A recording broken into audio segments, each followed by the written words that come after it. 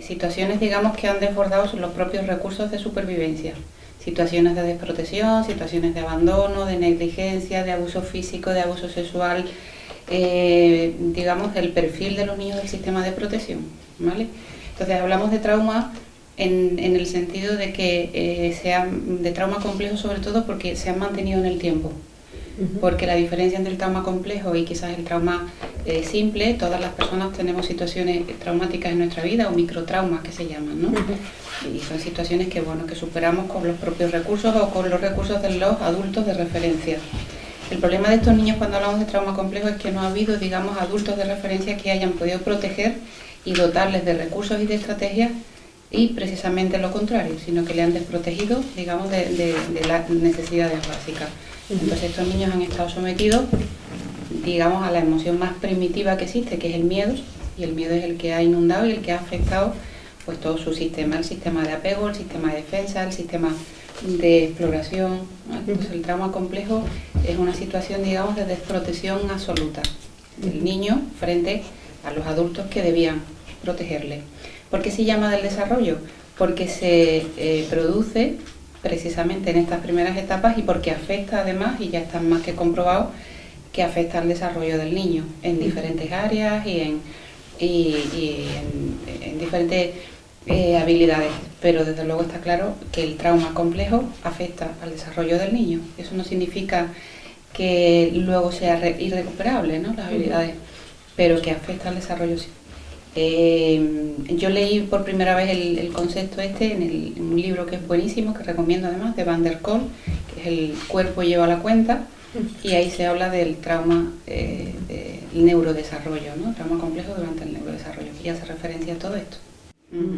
¿Y cómo reacciona un niño o una niña ante ese peligro, ante esa situación mantenida de negligencia o de maltrato por parte de, pues eso, de los que te tenían que cuidar y proteger y querer? Mira, digamos que por ir de una forma un poco cronológica, hay tres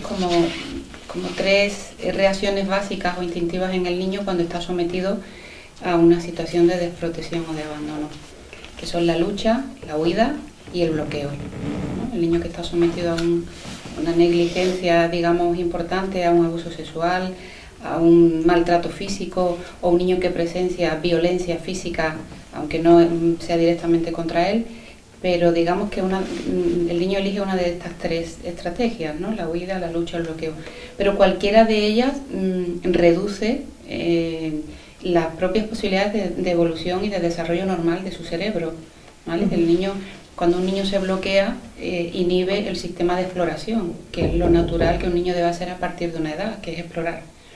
Pero claro, el niño se atreve a explorar el mundo cuando sabe que hay un adulto que está predecible, que está, digamos, ahí para él, ¿no?, disponible, y entonces el niño explora el mundo. Cuando el niño siente miedo, porque siente que el adulto es una fuente de amenaza y no de protección, entonces el niño se bloquea, se repliega sobre sí mismo y desarrolla una serie de estrategias defensivas, digamos.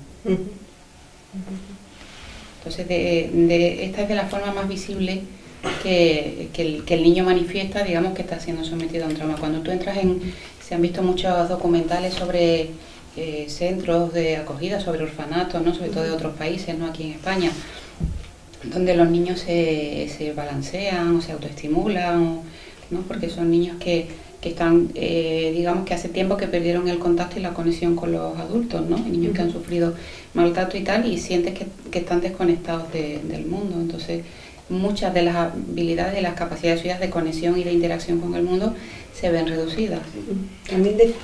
Esto tiene mucho que ver también con lo que has dicho de la situación de que son los padres los que deberían de protegerlos y a la vez son el agente que les provoca el daño. Claro, porque eso actúa directamente sobre el sistema de apego, que es uno de los más principales que tenemos, los más biológicos, y que aporta esa seguridad de la que estamos hablando. Entonces, al ser la respuesta de apego básicamente que requiere ante la amenaza, busco a las figuras de seguridad, me acerco a esas figuras que son el origen del daño. Entonces por ahí empiezan, pues bueno, todas esas adaptaciones que son defensivas en su momento, pero que condiciona y además muy demostrado todo el desarrollo cerebral y neuronal que tienen por delante. Adaptaciones defensivas también hablabas de lucha, ¿no? Sí.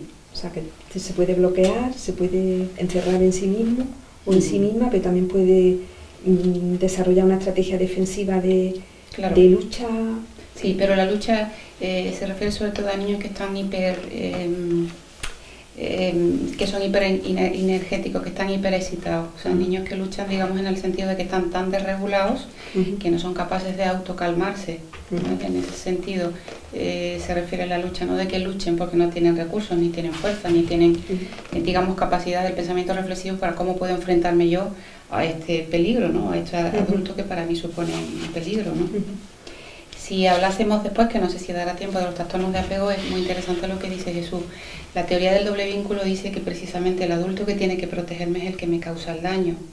Con lo cual el niño, como tiene la necesidad de apegarse al adulto, digamos que él inicia este acercamiento hacia el adulto, pero cuando lo que recibe del adulto es digamos, el daño, el abandono, la negligencia y tal, el niño se repliega.